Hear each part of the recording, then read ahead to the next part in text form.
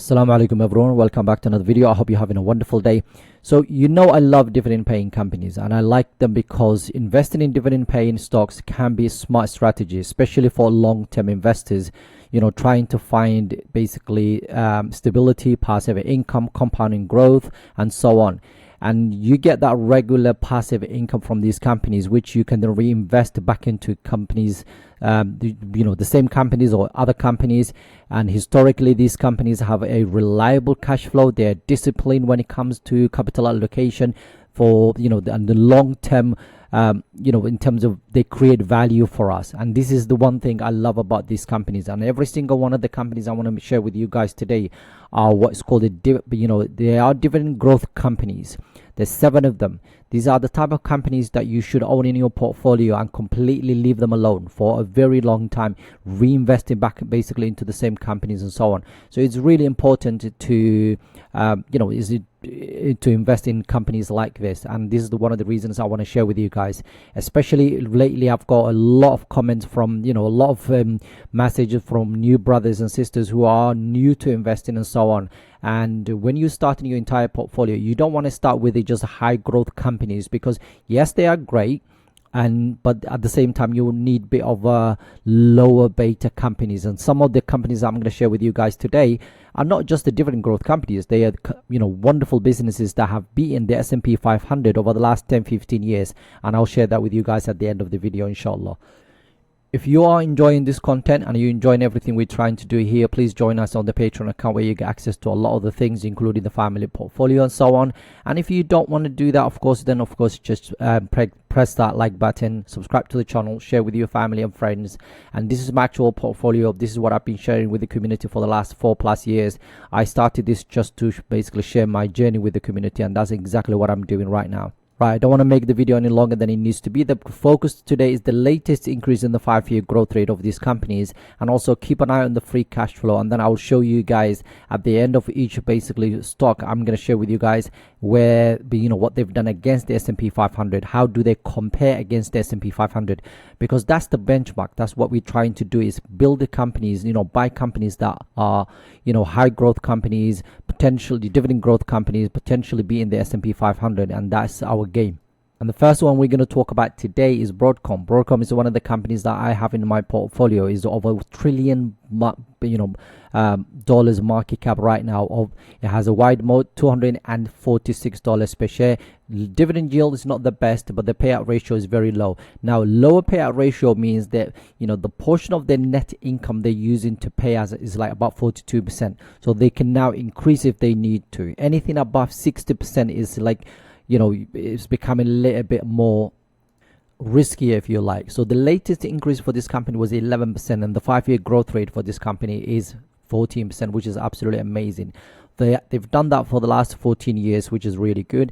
Annually, you get $2.36 for every share of this company that you own. 67% is basically the safety side of things we're looking for. Now, anything above, below 60, then we are a little bit getting into the unsafe territory, where the company might not be able to sustain that dividend in the long run, or to continue to increase it. Profit margin, return on equity, return on invested capital, absolutely amazing. Over $20 billion of free cash flow right now. EPS is expected to grow 36%, revenue about 21%. So they're expecting the earnings to grow. They're increasing that dividends. They've got excellent free cash flow, and right now it's slightly expensive, I would say, but is one of the best companies out there in the market right now, especially with the AI and everything else. And looking at fast graph, as you can see here, the annualized return percentage, you can see for the 1 year, the 3 years, the 5 years, 10 years, and 15, 20 years, and so on. So you can pause the video and have a look at that. But this is the S&P 500, okay, and this is the company over that period of time. So you can just pause the video and have a look at that. But that's absolutely amazing. They're beating the S&P 500. That's the annualized return, so which is absolutely amazing. So we're going to do that with every single company we're going to talk about today. The next one that we're looking at today is Abbott Laboratories. This is the a pharmaceutical company, a huge company, 232 billion market cap. It has a narrow moat. Price right now is $133 per share. Dividend yield is almost 2%. The payout ratio only 46%. So they have room to increase if they need to. Latest increase was 7%, and the 11% for the last 5 years in terms of the growth of that dividend. Now, 53 years. So this is a dividend king right now. So kings are companies that have increased their dividend over the last 50 plus years. So this one is a dividend king. Aristocrats are dividend companies that have increased it for 25 years or more. Annually, you get $2.36. In fact, these two are, is it exactly the same? Let's just double check that. So Abbott is $2.36. Let's go and check. I'll go here.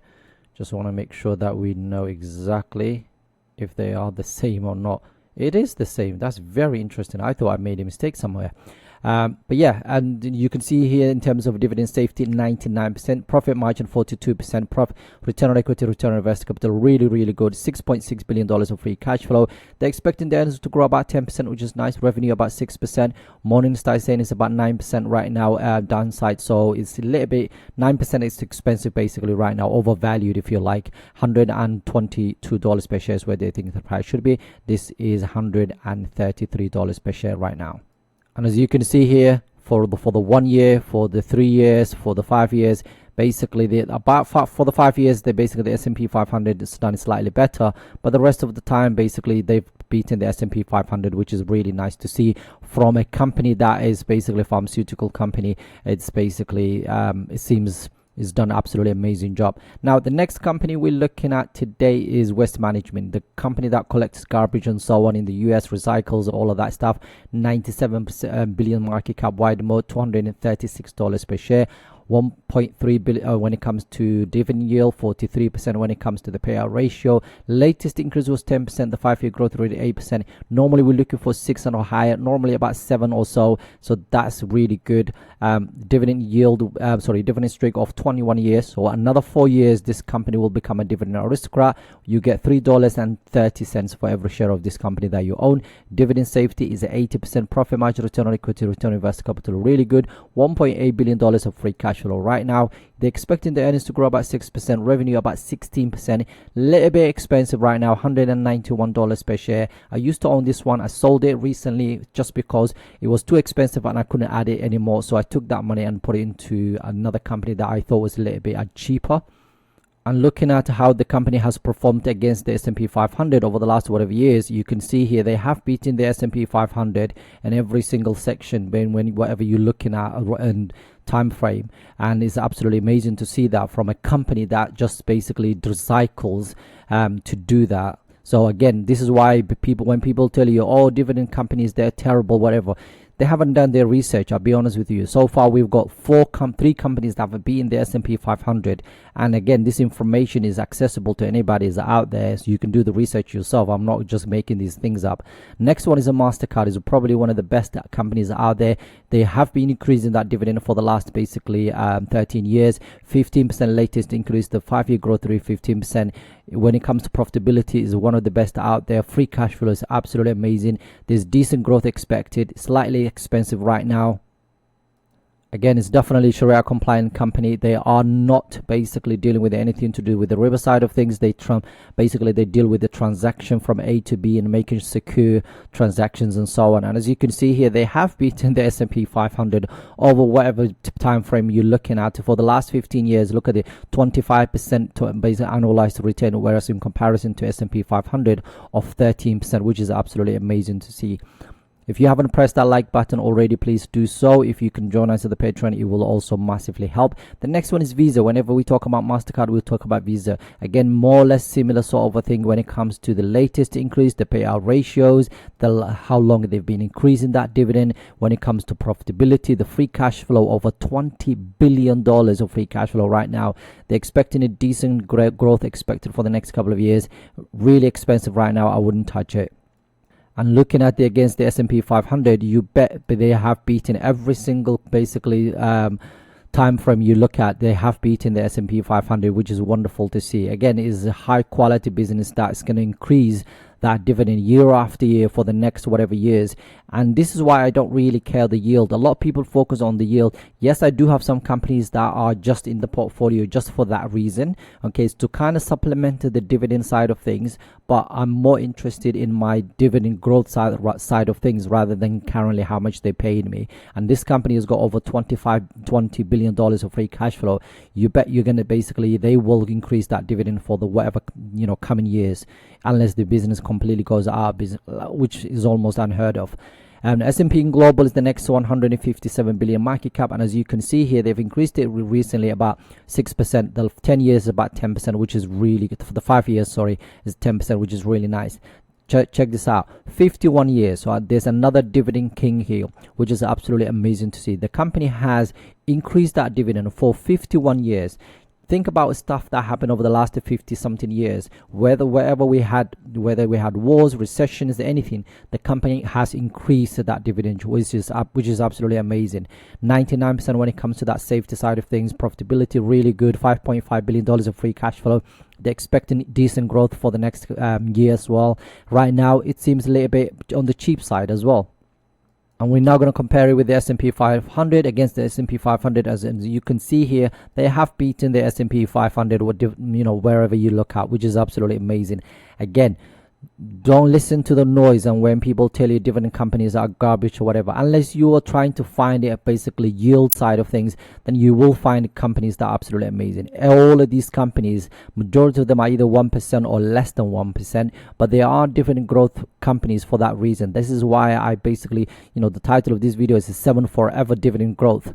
Okay, what I mean by that is you can hold them for the next basically 5 to 10 years.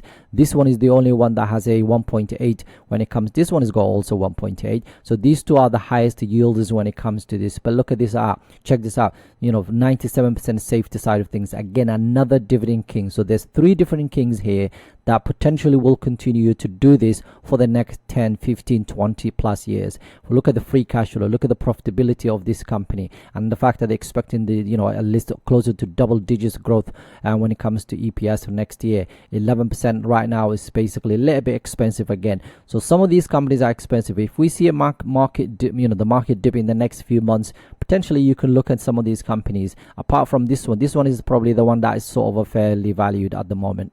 And the same thing again when it comes to ADP, automatic data processing. As you can see here, when you look at the each time frame, you can see they have beaten the S&P 500, which is absolutely amazing to see as well. So every single one of these companies have beaten the S&P 500. They have excellent free cash flow. They've been growing that dividend for quite some time. Some of them are dividend kings, and they will continue to do this. Yes, they're low yielders, but if you are in your 20s and your 30s, then you shouldn't be worried about the yield right now. You should be buying high quality businesses, that's this type of businesses, and hold them for a long time, because your yield on cost will be way higher. Because I wish I can check it right now, but when it comes to Mastercard and Visa, all 3 the companies that I own in this portfolio, I'm sure my yield on cost is actually way higher. And just finally, to show you from the Sharia compliance side of things, there's nothing to worry about each one of these companies. Again, like I've said, keep saying, I'm using Zoya. Again, I have no affiliation. I just use that. I use these standards to check this basically in terms of Sharia compliance side of things. So if you're interested in any of these companies, go away and do your own research. Don't buy them just because I said it. Some of them seem very expensive right now, so I wouldn't touch them, but you can do your own research and find out a bit more information, just to kind of share with you guys some of the information with regards to with yield on cost and side of things. Okay, if I show you Broadcom, for example, just to give you an example, look at this. 4.88% is basically my yield on cost, because I was buying this company when the yield was about 3%, and since then it's actually gone up so much. Another one I can show you is basically Visa. My yields right now, the company, remember, did the dividend yield is 0.62. My yield is about 1%. Okay, this one again more or less the same. Again, it's gone up. What else have I shared with you guys? S&P Global, so again over 1% when it comes to my actual yield that I have. So this is the beauty of buying these companies right now and just leaving them alone for a very long time, and your yield on cost basically actually goes higher and so on. If you can join us at the Patreon account, that will be absolutely amazing. If you can't, just like the video, subscribe to the channel. Have a wonderful day. Assalamu Alaikum.